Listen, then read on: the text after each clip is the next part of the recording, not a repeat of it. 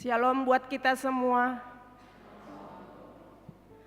Dengan penuh sukacita, kami Majelis Gereja menyambut kehadiran Bapak Ibu, Saudara-saudari, terkasih dalam kebaktian Minggu ke-6 setelah Trinitatis, 27 Juli 2025. Mari kita puji Tuhan dengan bimbingan topik Minggu, doa memohon keselamatan. Kita bernyanyi dari Kidung Jemaat nomor 15 ayat 1 sampai dengan ayat 3.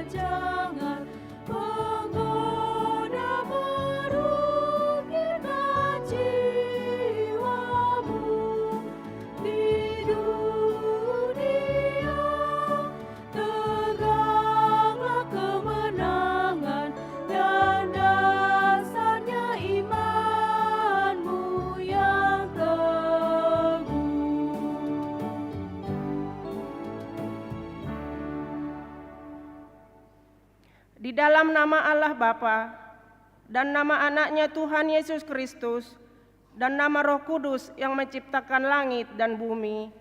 Amin. Dari jauh Tuhan menampakkan diri kepadanya. Aku mengasihi engkau dengan kasih yang kekal. Sebab itu, aku melanjutkan kasih setiaku kepadamu. Haleluya.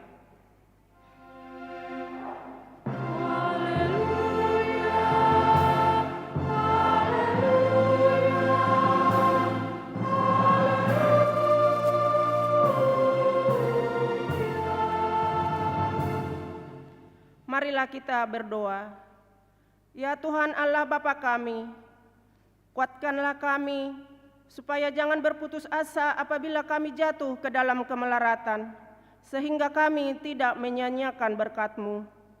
Ajarlah kami supaya kami jangan menggantungkan pengharapan kami kepada hal-hal yang duniawi. Perlengkapilah kami dengan iman yang teguh, agar kami bersama-sama dengan seluruh orang percaya menjadi pewaris kehidupan kekal.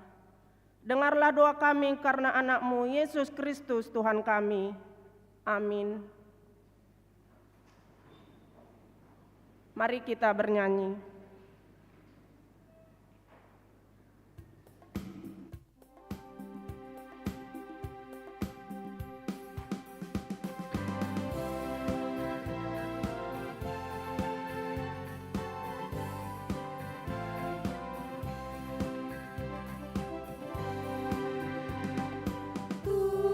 Pimpin aku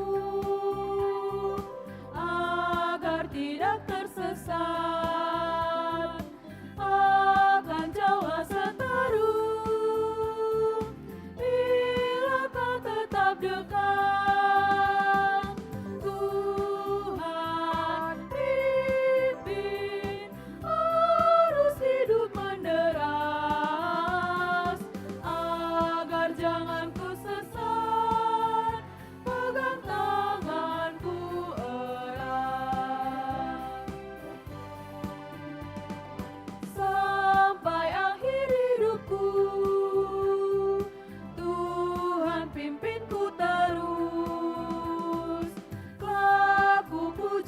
sembah, Kau Tuhanku penebus. Tuhan pimpin arus hidup menderas, agar jangan ku sesat, pegang tanganku erat. Marilah kita mendengar hukum Tuhan yang ditetapkan pada minggu hari ini, yaitu hukum kelima sampai dengan hukum yang 10. Hukum yang kelima, hormatilah ayah dan ibumu, supaya lanjut umurmu di bumi yang diberikan Tuhan Allahmu kepadamu. Hukum yang keenam, jangan membunuh. Hukum yang ketujuh, jangan berzina. Hukum yang kedelapan, jangan mencuri. Hukum yang kesembilan, jangan mengucapkan saksi dusta terhadap sesamamu manusia. Hukum yang ke-10, jangan mengingini rumah sesamamu, jangan mengingini istrinya, atau hambanya laki-laki, atau hambanya perempuan, atau lembunya, atau keledanya, atau apapun yang dimiliki sesamamu. Demikian hukum Tuhan. Marilah kita bersama-sama memohon untuk melakukannya. Ya Tuhan Allah, kuatkanlah kami melakukan yang sesuai dengan hukum-Mu. Amin. Kita bernyanyi.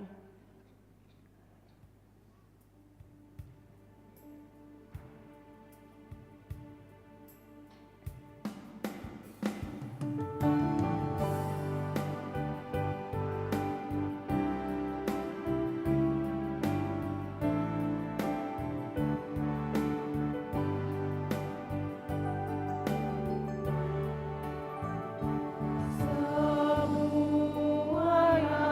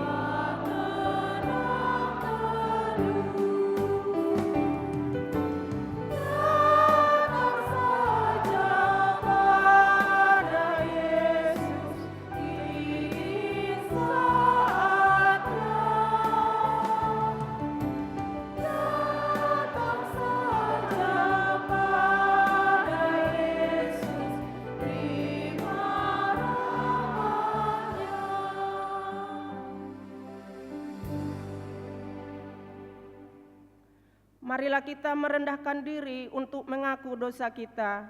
Kita berdoa. Ya Tuhan Allah yang Maha Kuasa dan Maha Benar, pengasih dan penyayang, bermurah hatilah Engkau ya Tuhan terhadap kami. Kiranya Tuhan berkenan mengampuni segala dosa dan kejahatan kami. Tiada yang lain yang dapat menjadi pelindung dan penyelamat bagi kami, selain dari kasih sayang dan pembenaran-Mu yang tunggal. Karena itu, karuniakanlah kami ketenangan dan penghiburan di dalam pengorbanan anak-Mu, Tuhan Yesus Kristus, Juru Selamat kami. Amin. Marilah kita mendengar janji Tuhan tentang pengampunan dosa kita. Demi Aku yang hidup, demikianlah firman Tuhan Allah, Aku tidak berkenan kepada kematian orang fasik, melainkan Aku berkenan kepada pertobatan orang fasik itu dari kelakuannya, supaya ia hidup. Kemuliaan bagi Allah di tempat yang maha tinggi. Amin. Kita bernyanyi.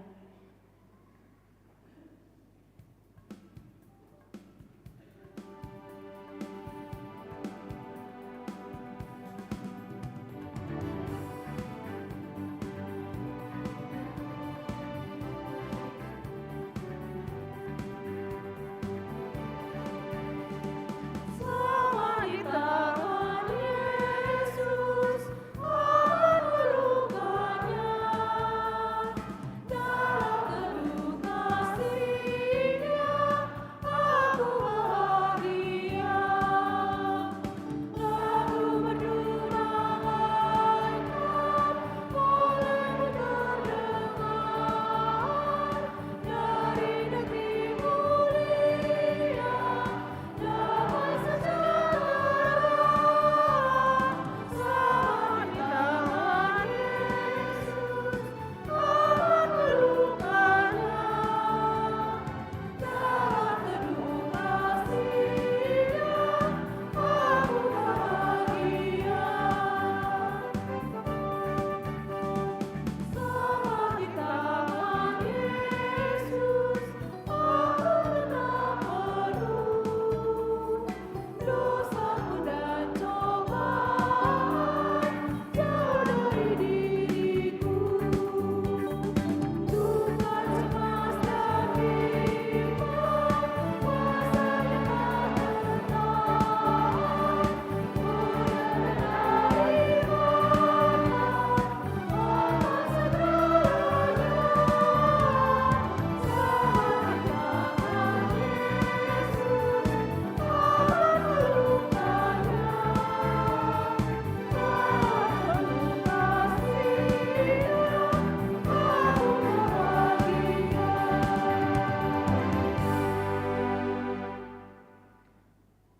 Marilah kita mendengarkan firman Tuhan epistel pada minggu hari ini yang tertulis dalam Matius pasal 6 ayat 9 sampai dengan ayat 13.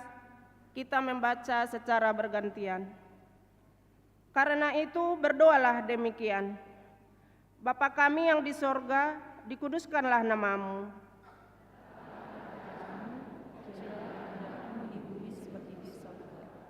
Berikanlah kami pada hari ini makanan kami yang secukupnya. Dan ampunilah kami akan kesalahan kami, seperti kami juga mengampuni orang yang bersalah. Dan janganlah membawa kami ke dalam pencobaan, tetapi lepaskanlah kami daripada yang jahat. Karena Engkaulah yang punya kerajaan, dan kuasa, dan kemuliaan sampai selama-lamanya. Demikian firman Tuhan. Berbahagialah orang yang mendengarkan firman Allah serta memeliharanya. Amin. Kita bernyanyi.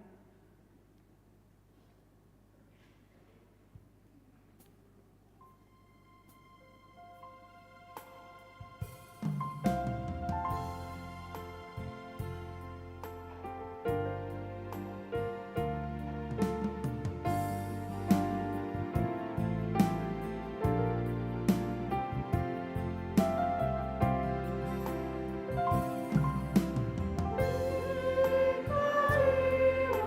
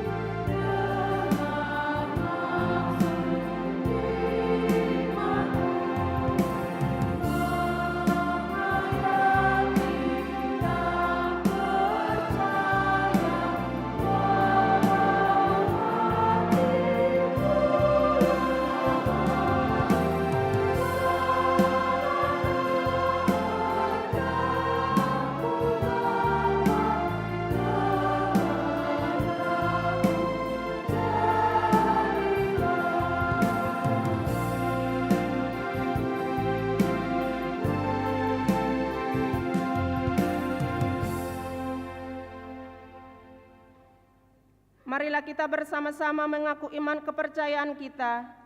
Sebagaimana teman-teman seiman di seluruh dunia, kita bersama-sama mengucapkannya.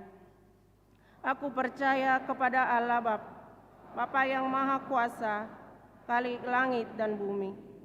Aku percaya kepada Yesus Kristus, anaknya yang tunggal Tuhan kita, yang dikandung daripada Roh Kudus, lahir dari anak darah Maria, yang menderita sengsara di bawah pemerintahan Pontius Pilatus, disalibkan, mati dan dikuburkan, yang turun dalam kerajaan-Nya.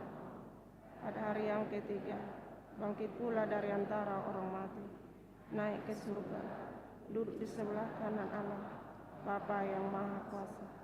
Dari sana akan datang kelak untuk menghakimi orang yang hidup dan yang mati. Aku percaya kepada Roh Kudus, dan adanya satu gereja yang kudus, persekutuan orang kudus, pengampunan dosa, kebangkitan daging, dan hidup yang kekal. Amin.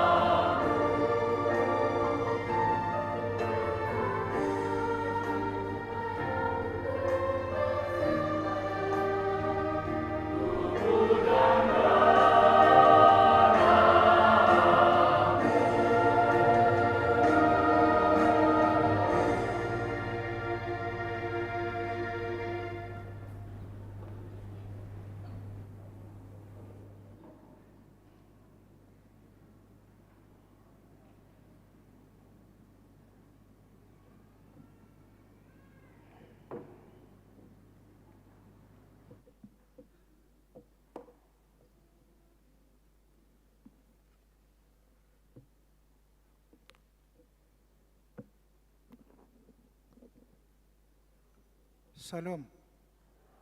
Jemaat yang berbahagia, sejenak kita dengarkan warta jemaat kita minggu hari ini, minggu ke-6 setelah Trinitatis, 27 Juli 2025. Selamat datang dan selamat beribadah bagi Bapak Ibu, saudara-saudari yang pertama kali beribadah di HKBP Pekanbaru. Immanuel, Tuhan beserta kita. Warta umum Jemaat baru mulai minggu hari ini 27 Juli 2025 telah menjadi jemaat gereja kita keluarga Bapak Hari Johan Marpaung ST, Ibu Sari Raya Oktarina Boru Manalu AMD beserta 3 orang anak pindah dari HKBP Bethesda Resort Batu Aji Lama Batam. Alamat Berum Jondul Lama Blok FK nomor 37 sektor Pekanbaru Tonga. Menerima jemaat penuh. Mulai minggu hari ini 27 Juli 2025, keluarga Nyonya Timbul Eldo Nani Boru Pardede dari sektor Padang Bulan 2 menjadi jemaat penuh di HKBP Pekanbaru. Seksi lansia. Pada hari Selasa 29 Juli 2025 jam 7 pagi diadakan jalan santai dengan rute Komplek Gereja, Jalan Mustika, Jalan Kartini, Jalan Diponegoro, Jalan Hang Tua, Komplek Gereja memakai baju olahraga warna kuning dilanjutkan dengan ibadah bersama. Pemeliharaan dan pembangunan prasarana Huria. Pada Minggu 3 Agustus 2025, kita akan mengumpulkan sokongan untuk pemeliharaan pembangunan prasarana Huria melalui amplop khusus diantarkan ke depan setelah khotbah bersamaan dengan persembahan kedua. Tamu Huria. Pada hari Minggu 3 Agustus 2025, gereja kita kedatangan tamu Huria dari HKBP Sibaruang Resort Mandailing Natal Distrik 1 Tabaksel Sumbar dalam rangka pengumpulan dana untuk pembangunan HKBP Sibaruang Resort Mandailing Natal Distrik 1 Tabaksel Sumbar. Gereja mengharapkan partisipasi jemaat untuk memberi bantuan dalam mendukung pembangunan rumah dinas tersebut. Pendaftaran pelajar residi tahun ajaran 2025-2026. Telah dibuka pendaftaran residi tahun ajaran 2025 sampai dengan 2026. Batas pendaftaran hari Kamis 31 Juli 2025 dengan persyaratan surat pengantar dari Sintua Sektor, fotokopi surat baptis. Bagi yang akan mendaftarkan berkas persyaratan diserahkan ke sekretaris atau kantor gereja HKBP Pekanbaru. Pada hari Sabtu 2 Agustus 2025 akan diadakan pertemuan pelajar residi tahun ajaran 2025-2026. Peserta orang tua dan pelayan penuh waktu masuk pukul 15 atau jam 3 sore WIB bertempat di gereja. Pada hari Minggu 3 Agustus 2025 dimulai belajar residi masuk pukul 14 atau jam 2 siang bertempat di gedung X Saudi. Pelatihan bagi pelayan dan jemaat. Dalam rangka mewujudkan program di tahun transformasi HKBP tahun ajaran 2025, maka gereja kita akan mengadakan pelatihan dan motivasi kepada pelayan jemaat pada hari Sabtu 9 Agustus 2005 pukul 19 atau jam 7 malam bertempat di gereja HKBP Pekanbaru. Topik pelatih adalah pelayan dan jemaat yang ditransformasi untuk mentransformasi dengan narasumber Bapak Perlindungan Marpaung, motivator yang sudah banyak memberi pelatihan SDM di gereja kita HKBP Pekanbaru. Semua kategori ama, ina, lansia, naposobulung, remaja, guru sekolah minggu, seksi musik, dan song leader, semua punggungan kor multimedia yang ada di gereja kita diundang untuk mengikuti pelatihan ini. Mari kita doakan dan dukung kegiatan ini dengan kehadiran kita berikutnya. Perjamuan kudus. Pada hari Selasa 22 Juli 2025 telah menerima perjamuan kudus keluarga Nyonya Situmorang Berlian Borugultom Opu atau Opu Abraham dari sektor Padang Bulan 2. Pengurangan pemakaian keras dan plastik. Diberitahukan kepada jemaat bahwa gereja kita akan mengurangi penggunaan kertas dan plastik untuk menjaga kelestarian lingkungan dan sumber daya dan alam, dan juga untuk efisiensi anggaran gereja kita. Gereja kita cetakan warta jemaat secara perlahan akan dikurangi. Warta jemaat cetakan diutamakan untuk lansia dan yang mengalami gangguan penglihatan. Kami sarankan kepada jemaat untuk mengakses warta jemaat melalui website HKBP Pekanbaru dan juga dengan scan warta jemaat yang sudah ada tertera di bangku kita masing-masing. Atas perhatian dan dukungan kita untuk kesuksesan program ini, kami ucapkan terima kasih. Ulang tahun. Majelis HKBP Pekanbaru mengucapkan selamat ulang tahun kepada warga jemaat berulang tahun kelahiran dan pernikahan tanggal 27 Juli sampai dengan 2 Agustus 2025. Baca dan renungkan firman Tuhan dari Matius 6 ayat 33. Tetapi carilah dahulu kerajaan Allah dan kebenarannya, maka semuanya itu akan ditambahkan kepadamu. Jemaat yang sakit, kita doakan jemaat yang dalam pemulihan, sakit menahun, kiranya Tuhan memberikan kesembuhan, kekuatan, dan kesabaran. Mengenai keuangan dan warta jemaat, kita baca secara lengkap pada warta jemaat atau website HKBP Pekanbaru. Demikian warta jemaat kita pada minggu hari ini. Salam.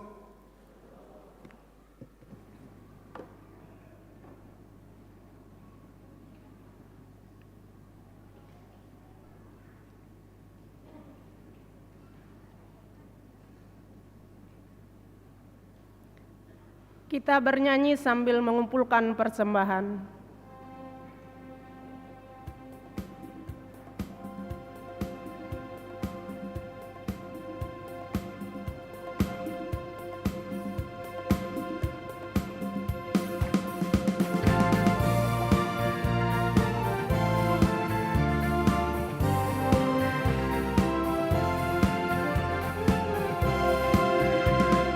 Bawa persembahanmu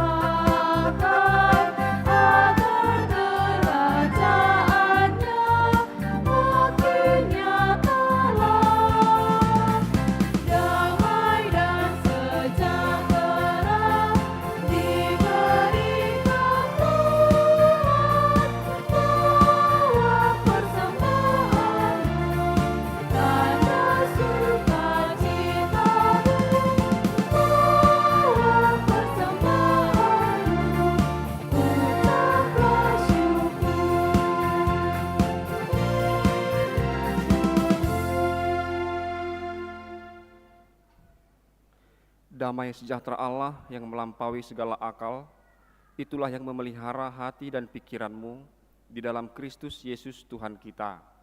Amin. Shalom. Bapak, Ibu, saudara-saudara yang terkasih dalam nama Tuhan Yesus, firman Tuhan bagi kita yang menjadi khotbah di minggu yang ke-6 sesudah Trinitatis diambil dari Kejadian 18 ayat 22 sampai 33. Kejadian 18 ayat 22 sampai 33, saya bacakan bagi kita, beginilah bunyinya. Lalu berpalinglah orang-orang itu dari situ dan berjalan ke Sodom. Tetapi Abraham masih tetap berdiri di hadapan Tuhan. Abraham datang mendekat dan berkata, "Apakah engkau akan melenyapkan orang benar bersama-sama dengan orang fasik? Bagaimana sekiranya ada 50 orang benar dalam kota itu? Apakah engkau akan melenyapkan tempat itu dan tidakkah engkau mengampuninya karena ke-50 orang benar yang ada di dalamnya itu? Jauhlah kiranya daripadamu untuk berbuat demikian, membunuh orang benar bersama-sama dengan orang fasik, sehingga orang benar itu seolah-olah sama dengan orang fasik. Jauhlah kiranya yang demikian daripadamu. Masakan hakim segenap bumi tidak menghukum dengan adil? Tuhan berfirman, jika kudapati 50 orang benar dalam kota Sodom, aku akan mengampuni seluruh tempat itu karena mereka." Abraham menyahut, "Sesungguhnya aku telah memberanikan diri berkata kepada Tuhan, walaupun aku debu dan abu. Sekiranya kurang 5 orang dari ke-50 orang benar itu, apakah engkau akan memusnahkan seluruh kota itu karena yang 5 itu?"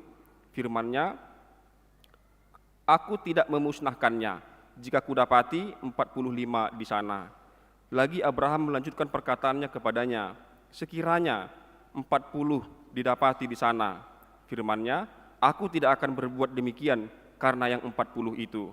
Katanya, "Janganlah kiranya Tuhan murka kalau aku berkata sekali lagi, sekiranya 30 didapati di sana." Firman-Nya, "Aku tidak akan berbuat demikian jika kudapati 30 di sana." Katanya, "Sesungguhnya aku telah memberanikan diri berkata kepada Tuhan, sekiranya 20 didapati di sana." Firman-Nya, "Aku tidak akan memusnahkannya karena yang 20 itu." Katanya, "Janganlah kiranya Tuhan murka kalau aku berkata lagi sekali ini saja, sekiranya 10 didapati di sana." Firman-Nya, aku tidak akan memusnahkannya karena yang 10 itu." Lalu pergilah Tuhan setelah ia selesai berfirman kepada Abraham, dan kembalilah Abraham ke tempat tinggalnya. Demikianlah firman Tuhan. Saudara-saudara yang terkasih, tentu kita tahu lagu "Di Doa Ibuku".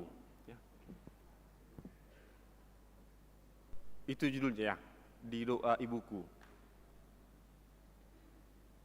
Anak yang tanpa sengaja mendengar namanya disebut oleh ibunya dalam doa. Lagu ini begitu menyentuh, sebab kita dibawa kepada hubungan emosional antara ibu dan anak, yang menekankan kasih seorang ibu pada anaknya.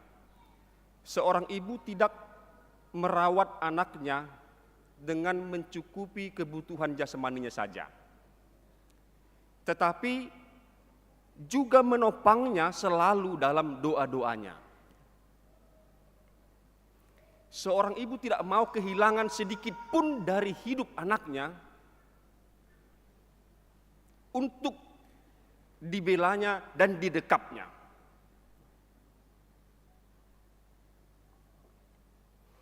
Tangannya melingkar untuk mendekap anaknya ketika bersama.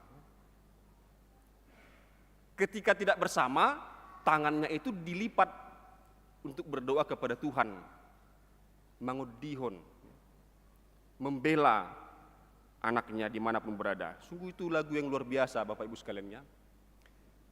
Tapi dari lagu itu kita juga, mari kita bayangkan, di sisi yang lain, kita bayangkan seorang anak yang bermain-main di rumah, keliling-keliling, keluar, ke belakang, atau mungkin dia bermain bersama temannya. Tanpa dia sadari, ketika dia bermain-main lari ke sana kemari, ada yang membela dia, ya. Ada yang menaungi dia. Itulah doa seorang ibu dalam lagu tersebut. Tanpa dia sadari, kalau di lagu itu kan kebetulan dia mendengar, maka itu dibuat menjadi lagu. Seandainya dia tidak mendengar namanya disebut, itu tetap terjadi dalam kehidupan kita ini. Semua orang tua pasti mendoakan anak-anaknya. Ketika dekat pasti dirangkul, ketika jauh dirangkul dengan doa. Tangan itu tidak pernah berhenti untuk mendukung, menopang anak-anaknya. Nah, saudara-saudara yang terkasih, selalu ada yang membela kita. Paling tidak melalui doa-doa mereka. Orang-orang yang mengasihi kita. Kita juga begitu. Kita juga berdoa untuk orang-orang yang kita kasihi. Untuk orang yang namanya bahkan tidak sanggup kita sebut satu persatu saking banyaknya. Bahkan juga untuk orang-orang yang tidak kita kenal. Ya Tuhan, lindungilah kami semua di dalam bus ini. Kita nggak sempat kenalan kalau kita berangkat entah kemana dengan bus. Kita nggak sempat kenalan, tapi kita berdoa, semua kami Tuhan lindungilah.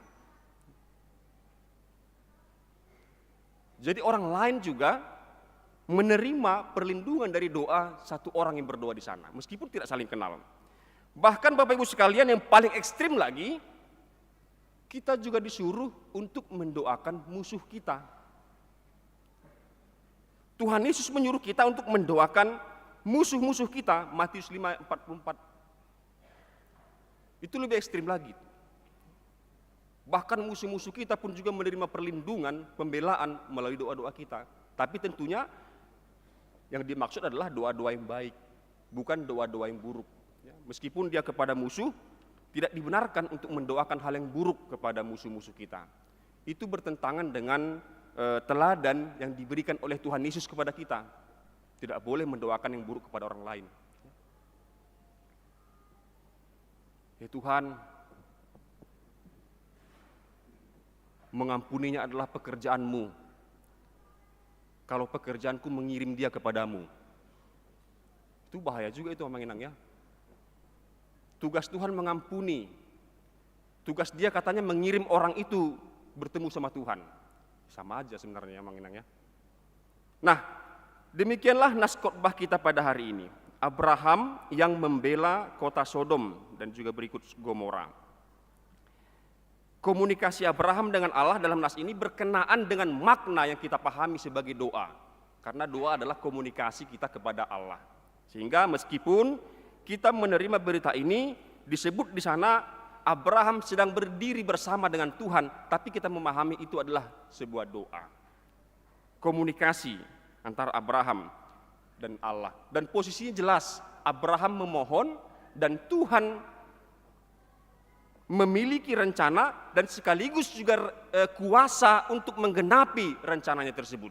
Abraham memohon, Tuhan punya rencana dan akan segera menggenapi rencananya itu, dan dia punya kuasa untuk menggenapi itu. Apa rencana Tuhan? Memusnahkan, membumi hanguskan kota Sodom dan Gomora oleh karena kejahatan mereka. Saudara-saudara yang terkasih, kita menemukan beberapa aspek dalam dialog ini, dalam doa Abraham ini kepada Tuhan. Ya. Mungkin bisa kita mulai dengan pertanyaan, mengapa Abraham begitu gigih memohonkan keselamatan atas Sodom dan juga Gomora? Pasti kita tahu sebabnya, karena di sana ada Lot kerabatnya. Lot memang tinggal di sana bersama istri dan kedua putrinya. Lot sendiri yang memilih tempat itu. Pasca peristiwa, gembalanya si Lot dan gembalanya si Abraham bertengkar. Lalu Abraham memberi kesempatan kepada Lot untuk memilih tempat bagi dia supaya tidak di satu wilayah. Karena mereka kerabat.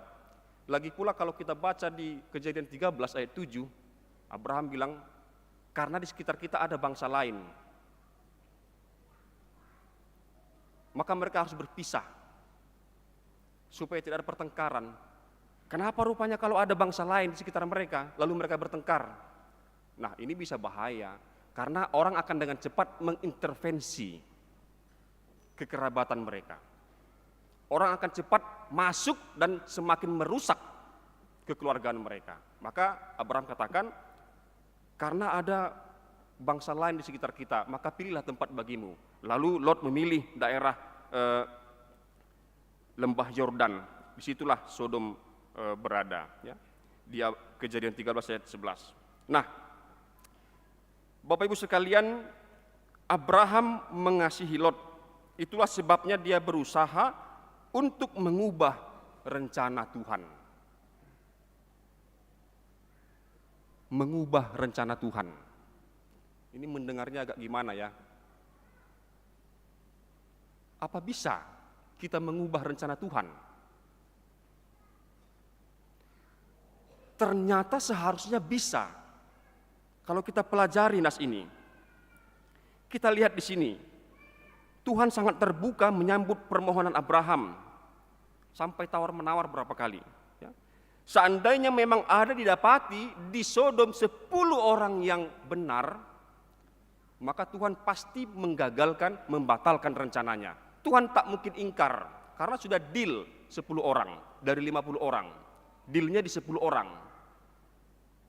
Maka kalau memang benar ada 10 orang benar di Sodom, Tuhan pasti akan batalkan rencananya. Bapak Ibu sekalian, berarti kita bisa menggagalkan atau mengubah rencana Tuhan. Ya. Itulah tandanya Tuhan kita itu Allah yang hidup. Allah yang hidup. Dia benar-benar hidup.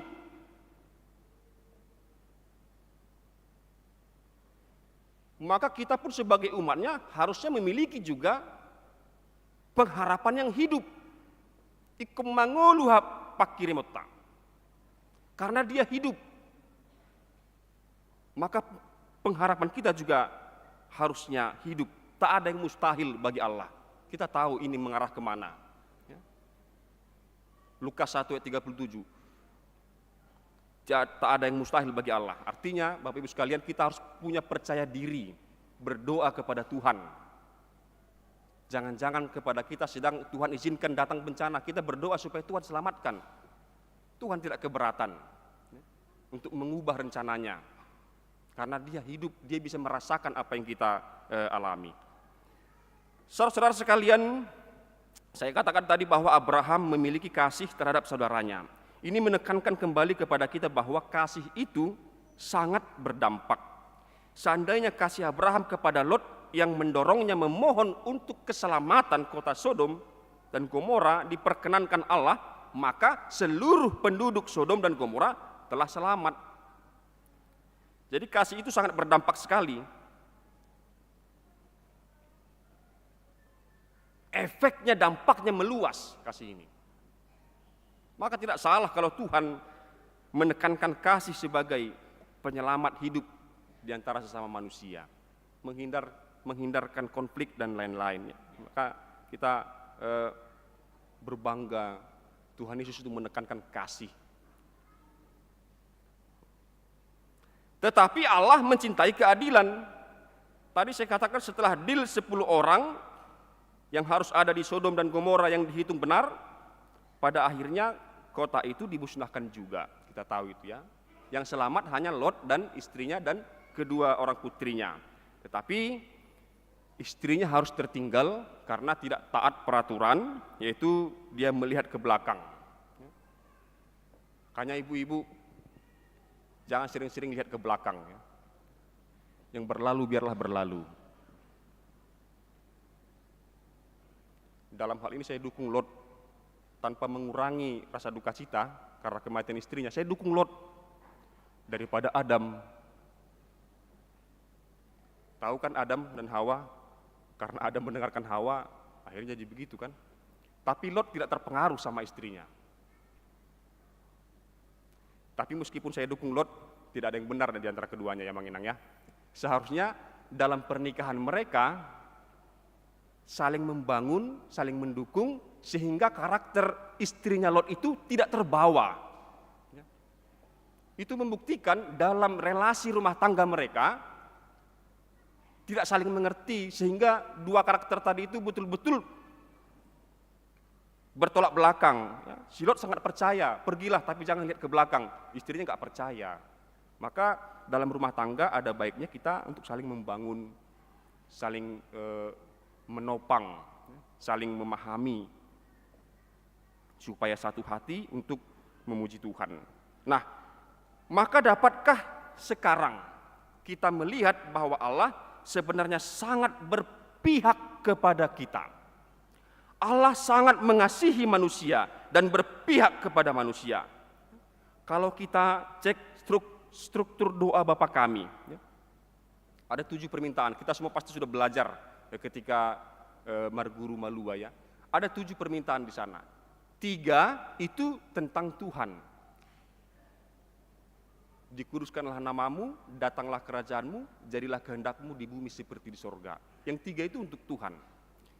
4 itu untuk kepentingan manusia. Ya. Berikanlah kami makanan, berikanlah kami pada hari makan kami secukupnya, ampunilah kesalahan kami, jangan bawa ke dalam percobaan, dan jauhkan dari yang jahat. 4 kepada manusia. Ada 3 dan 4. Ya. Nah, kalau ini bukan cocokologi ya Mang Inang, ya, ini bukan cocokologi, tetapi memang kita melihat Tuhan itu betul-betul berpihak kepada kita. Porsinya selalu lebih besar kepada kita, seperti hukum Taurat juga. 4 itu untuk kepentingan Tuhan. 6 untuk kepentingan manusia, dimulai dengan hukum Taurat yang kelima, ya. Hormatilah orang tuamu. Jadi 4 kepada Tuhan, hubungan dengan Tuhan, 6 kepada manusia. Selalu lebih besar porsinya kepada manusia. Itulah tandanya, itulah yang membuat kita menjadi lebih yakin bahwa Tuhan itu mengasihi kita, mementingkan kepentingan kita, dan berpihak kepada kita. Kalau kita cek hukum Taurat yang ke-6, jangan membunuh. Di hati kita ini kita jadikan sebagai istana cintanya Tuhan. Karena Tuhan sangat mencintai kita, berpihak kepada kita, dan selalu mengutamakan kepentingan-kepentingan kita. Dia ingin kita hidup damai dan benar di hadapannya. Bahkan dalam hal doa, sadar atau tidak Bapak Ibu sekalian, saudara-saudara, doa adalah pemberian Tuhan. Doa adalah karunia Tuhan kepada kita. Doa memungkinkan kita datang ke hadapan Tuhan. Kita yang berdosa dan hina ini datang ke hadapan yang Maha Kudus. Itu dimungkinkan dengan doa.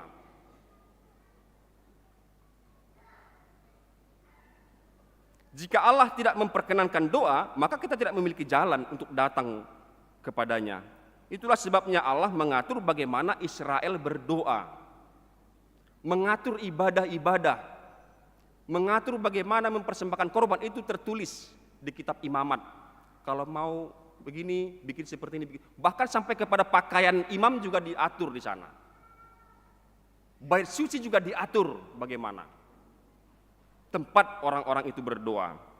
Nah, artinya Bapak Ibu sekalian, Allah dengan secara aktif membangun jalan bagi manusia berdosa untuk datang kepadanya melalui doa-doa dan ibadah-ibadah. Tuhan Yesus juga mengajari murid-muridnya berdoa. Sehingga kita harus paham Bapak Ibu sekalian, ini kita saling mengingatkan bahwa berkat yang luar biasa dan yang paling dekat pada kita adalah doa. Itu berkat. Kita tak punya kuasa. Tuhan, saya mau bicara. Gak bisa. Siapa lu katanya. Tapi Tuhan atur, Tuhan perkenankan dia didekati, dia didatangi dengan doa tadi. Maka itu adalah satu pemberian, satu karunia daripada Tuhan. Adanya doa menjadi jalan bagi kita yang tak luput dari dosa ini untuk masuk dalam persekutuan dengan Allah yang Maha Kudus. Sebab dalam persekutuan dengan Allah yang Maha Kuduslah kita beroleh keselamatan. Di luar persekutuan dengan Allah tidak ada keselamatan. Saudara-saudara, sekarang pertanyaannya begini. Maukah kita menerima dan hidup dalam berkat itu, dalam karunia itu? Secara praktis, maukah kita hidup dalam doa? Maukah kita berdoa senantiasa? Maukah kita menerima dan hidup dalam berkat itu? Atau kita terfokus hanya pada berkat-berkat jasmani yang bisa dilihat, yang bisa diraba?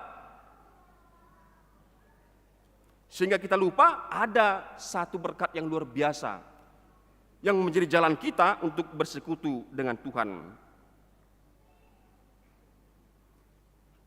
Dan doa juga tidak selalu tentang hasil, tetapi tentang bagaimana kita harus tetap berada dalam persekutuan dengan Allah. Kita lihat doa Abraham. Hasilnya apa? Tidak sesuai dengan yang dia inginkan. Jadi doa tidak selalu tentang hasil, tetapi bagaimana kita tetap bersekutu, tetap berada di dalam naungan kuasa Tuhan. Sehingga Abraham tidak keberatan, bahkan dia mendapat tempat yang khusus bagi Allah. Dia menjadi sahabat Allah yang tetap di dalam relasi dengan Allah. Inilah yang terpenting dalam hidupnya dan juga dalam hidup kita, tetap mempunyai relasi, hubungan dengan Allah. Maka kita tetaplah hidup dalam doa, berdoa, beribadah, dan berbakti kepada Tuhan. Bapak Ibu sekalian, saudara-saudara terkasih, doa menjadi jalan kita untuk bersekutu dengan Tuhan. Saya pikir itu sudah lebih daripada cukup. Ya. Doa adalah kemurnian komunikasi yang penuh kedamaian di zaman yang sangat rumit ini. Ya. Persoalan yang multidimensi. Ya. Di mana-mana kita melihat kerumitan. Ya. Tapi ketika berdoa, rasakanlah kedamaian. Ya. Ketika kita berdoa kepada Tuhan, ketika kita berbicara, berkomunikasi dan mendengar Tuhan secara roh, menjadi komunikasi yang murni dan juga penuh damai dengan Tuhan. Dalam doa juga kita menyampaikan semua yang kita lakukan, itu menjaga relasi dengan Tuhan. Apa yang kita rencanakan juga kita sampaikan kepada Tuhan. Bahkan dalam doa kita juga menyerahkan diri. Maksudnya apa menyerahkan diri? Karena tidak semua bisa kita atur dalam hidup ini. Tidak semua hal bisa kita atur. Seberapa besar pun kuasa kita tidak bisa mengatur hidup kita ini. Dalam hal-hal seperti itu, kita butuh doa untuk menjadi kekuatan. Maulah syukur kalau saya tanya, apalagi orang tua yang menyekolahkan anaknya keluar daerah, ya, di luar Pekanbaru, atau orang tua yang punya anak yang sudah berumah tangga tapi di luar Riau, apakah di Jakarta, apakah di Medan atau di mana. Bagaimana apakah kita bisa memantau mereka, memonitor mereka secara langsung? Tidak bisa. Yang sedang sekolah juga yang masih rentan dalam pertumbuhan psikologisnya, kedewasaannya. Apa kita bisa lihat mereka dan atur mereka? Tidak bisa. Maka doa menjadi jalan kita dan menjadi sumber kekuatan kita dan menjadi jalan kita untuk memohon kepada Tuhan untuk melindungi mana-mana yang tidak bisa kita capai, mana-mana yang tidak bisa dijangkau oleh kekuatan dan kuasa kita sendiri. Itu adalah pemberian yang luar biasa. Ya. Nah, juga makanya doa itu sangat dekat kepada kita, maka kita harus hidup dalam doa. Nah, Bapak Ibu sekalian, dalam perjalanan hidup kita ini, kita tidak tahu bahwa sebenarnya kalau tadi saya katakan kita saling mendoakan, ada seseorang yang senantiasa mendoakan kita. Itulah Tuhan Yesus. Kalau tadi Abraham membela Sodom dan Gomora, meskipun karena ada kekerabatan dengan Lot, tapi kalau kita, Tuhan Yesuslah yang mendoakan kita senantiasa. Dialah pendoa syafaat kita. Di Ibrani 7 ayat 25. Yesus sendirilah yang membela kita dengan menjadi perantara antara kita dengan Bapa. Oleh karena itu, baiklah kita tetap berdoa. Dan di dalam nama Tuhan Yesus kita menyampaikan doa-doa kita. Sebab dialah yang menjadi perantara kita, pendoa kita. Yakinlah dan percayalah Bapak Ibu sekalian, semua kita dilindungi oleh doa Tuhan Yesus yang senantiasa menjadi perantara kita, menjadi pembela kita di hadapan Allah Bapa. Amin, mari kita berdoa.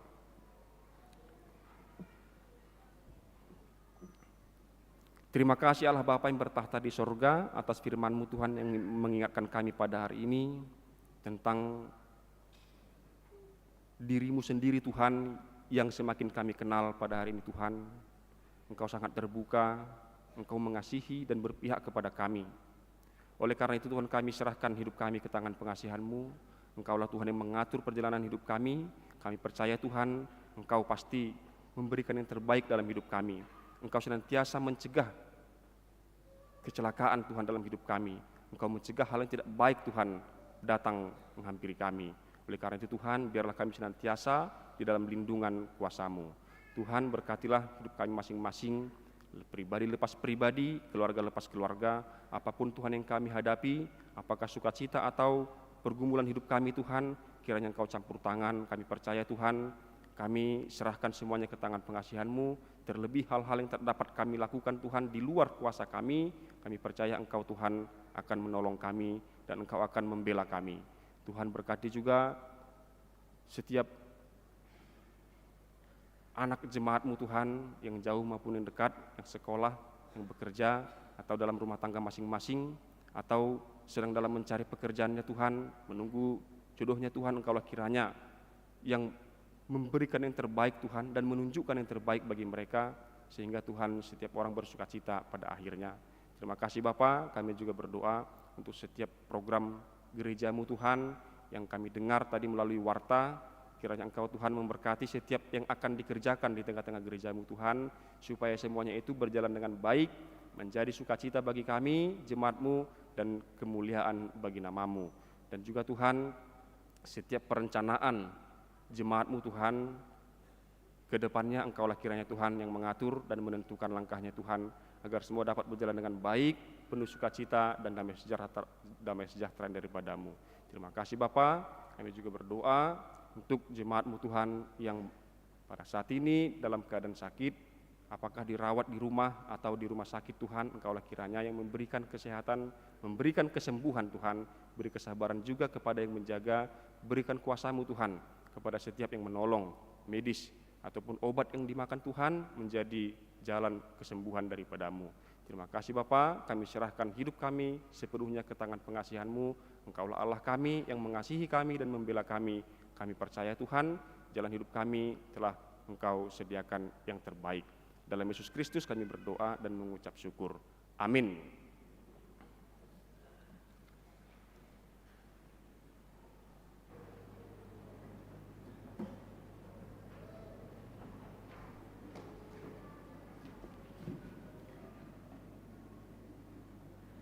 Kita bernyanyi sambil mengumpulkan persembahan.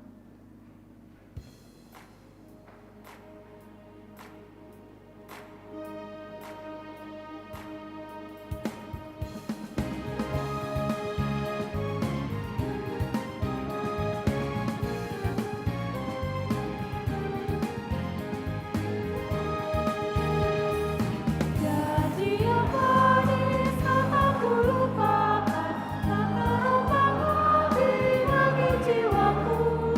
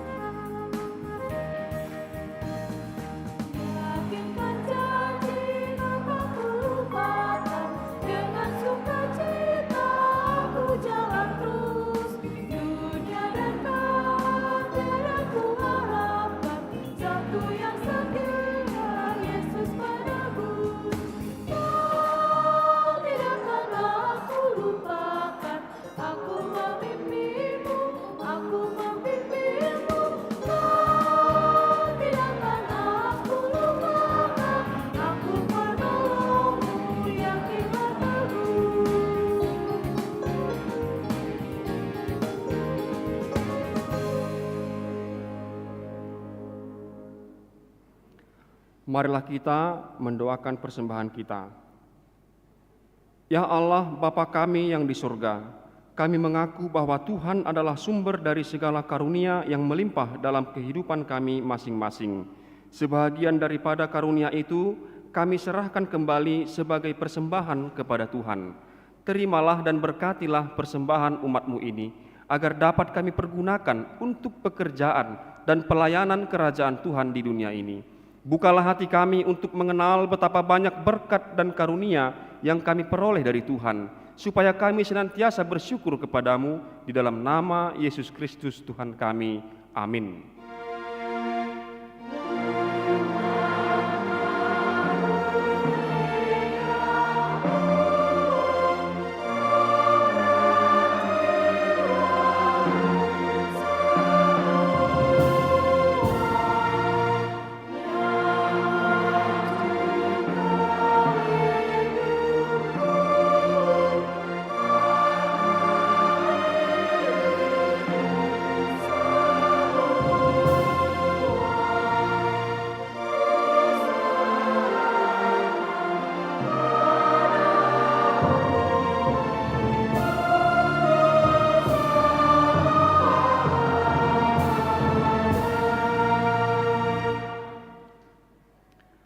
Bapa kami yang di surga, dikuduskanlah namamu, datanglah kerajaan-Mu, jadilah kehendak-Mu di bumi seperti di surga. Berikanlah kami pada hari ini makanan kami yang secukupnya, dan ampunilah kami akan kesalahan kami, seperti kami juga telah mengampuni orang yang bersalah kepada kami.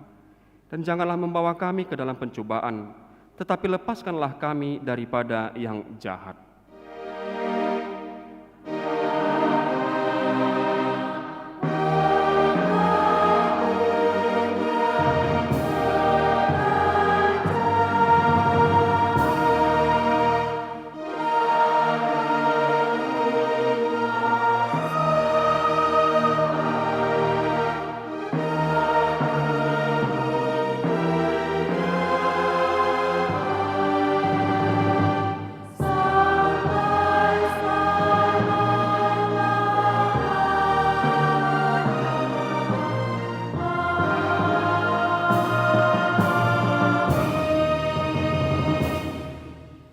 Pulanglah dengan sejahtera dan terimalah berkat Tuhan.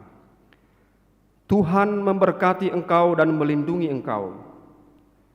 Tuhan menyinari engkau dengan wajah-Nya dan memberi engkau kasih karunia. Tuhan menghadapkan wajah-Nya kepadamu dan memberi engkau damai sejahtera. Amin.